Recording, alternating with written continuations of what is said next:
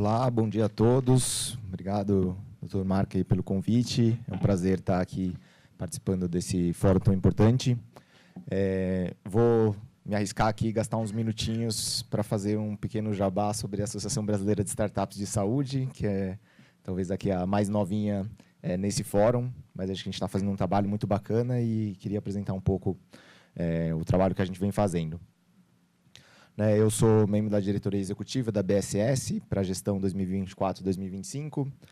Sou fundador de duas startups, a TagFit, trabalhando com diabetes, e depois, atualmente, a Consentimento, que trabalha com inteligência artificial na área de doenças crônicas complexas. Já vim aí trabalhando dentro da área da saúde há bastante tempo, e apesar de não ser nativo da área da saúde, sou formado em engenharia naval, já faz mais de 10 anos que eu tenho focado dentro do setor de saúde.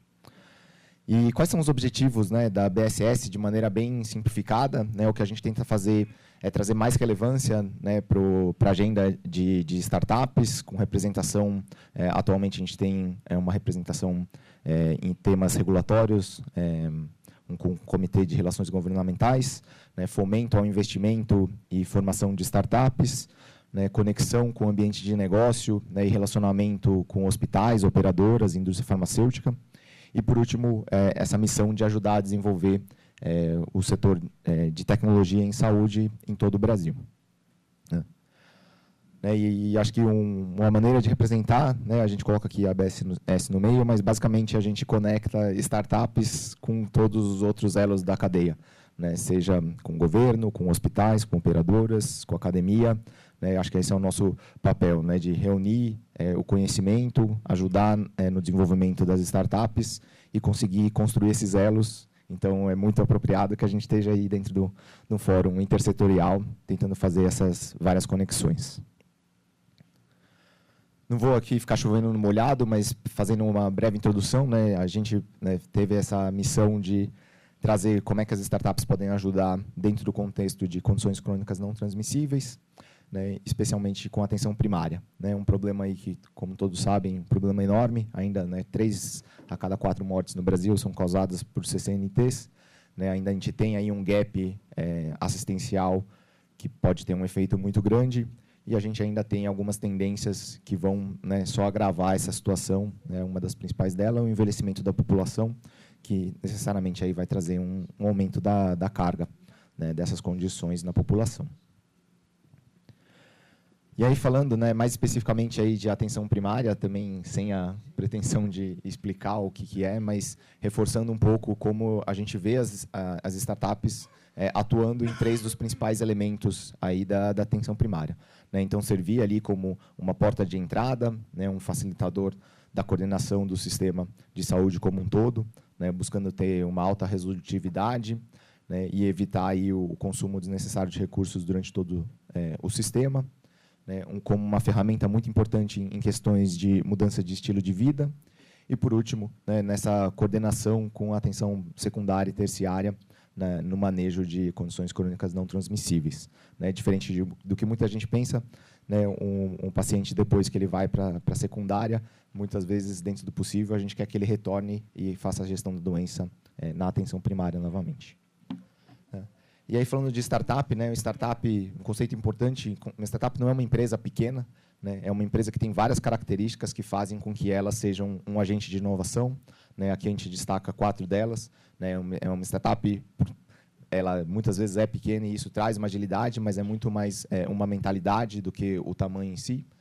São soluções que usam muito tecnologia e, por consequência, conseguem escalar suas soluções e crescer numa velocidade muito maior do que uma empresa tradicional. Uma alta tolerância a risco, elas sabem que, eventualmente, elas falharem naquela solução, elas podem quebrar, isso faz parte do jogo, o que assusta um pouco dentro do setor de saúde. E um quarto elemento que é muito importante, uma startup está geralmente dedicada a resolver um problema muito específico, e é por isso que, às vezes, uma empresa com 2, 3 pessoas consegue resolver um problema que uma empresa de 3.000 pessoas não consegue resolver, porque ela só tem uma missão de vida. E aí? Eu trago aqui um dos mapas de uma fonte, a CB Insights, que era um retrato no mercado, principalmente americano, mas global, de uma certa maneira, focado só em soluções de atenção primária. né? Então, a gente tem várias teses dentro desse arcabouço, né? Com muitas startups quando a gente olha nesse cenário global. Mas no Brasil a gente tem uma quantidade menor, mas ainda tem startups muito relevantes aí cobrindo vários dos temas. Acho que foram comentados, né, de diversos tipos de soluções dentro dessas categorias. A gente trouxe aqui uma outra forma de ver. Eu acho que o ecossistema do que a gente considera de soluções de startups apoiando a atenção primária é muito mais amplo do que, né, meros aplicativos ali de aderência medicamentosa, talvez ali de alguns aplicativos de coleta de informações do indivíduo, né? A gente tem, né, novos modelos de atendimento, né, soluções direct to consumer, né? A gente tem toda a questão de biomarcadores digitais, né, digital front door. Então, eu acho que o leque do que existe é muito mais abrangente. Convido a todos que quiserem se aprofundar, a gente ter conversas um pouquinho mais extensas aí, em outros fóruns, né? Mas hoje, o que eu quis trazer, eu trouxe 4 exemplos de startups que a gente considera que são casos ou de sucesso ou que merecem aqui uma divulgação e que não necessariamente são do conhecimento de todos, né? Talvez o mais famoso dele é o da Amparo Saúde, que eu tive aqui o privilégio de conversar com o Dr. Leonardo aqui, do Grupo Sabin, que fez a aquisição da Amparo, né, em 2021, se não me engano, ou 2020. Então, né, um caso de sucesso nesse sentido, né, de que foi uma startup que acabou sendo incorporada por uma grande empresa, então é uma forma de validação, né, uma empresa que captou ali mais de 65 milhões de reais ao longo da sua vida, até fazer a aquisição, né, e talvez foi emblemático, né, no sentido de talvez a startup que conseguiu ter mais alcance, né, e conhecimento. Acho que muitos que trabalham nesse tema conhecem o case deles, né, chegaram a ter 11 clínicas, né, e mais de 1,5 milhão de vidas aí atendidas através de telemedicina, né.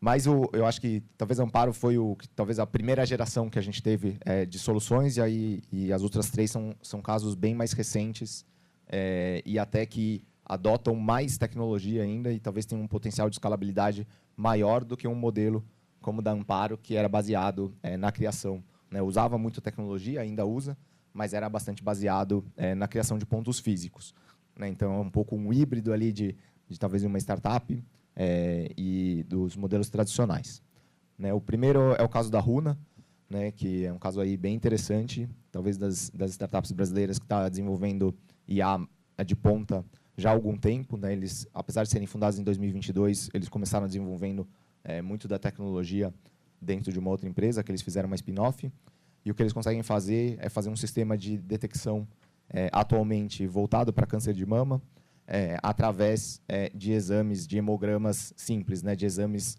de coleta de sangue que foram coletados não para essa finalidade específica, né, e com isso eles não cravam, né, a existência ou a probabilidade de câncer, mas eles conseguem fazer uma triagem bem mais eficiente da população com um exame que é muito mais muito mais simples de fazer e muito mais barato, né. Levantaram uma rodada de investimento, né, e dentro dos estudos recentes que eles fizeram, né, conseguiram identificar os pacientes mais rapidamente, com redução no custo e, consequentemente, redução de mortalidade.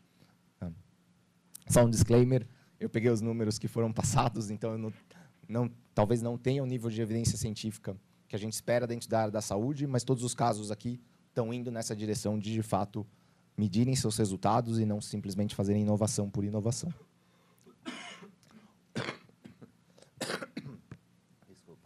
O segundo caso é o da Mar Saúde, que acho que é um caso também super interessante, e aqui ele começa a contrapor um pouco o ponto da minha colega sobre se os médicos, até onde a gente fala, a inteligência nunca vai substituir os humanos.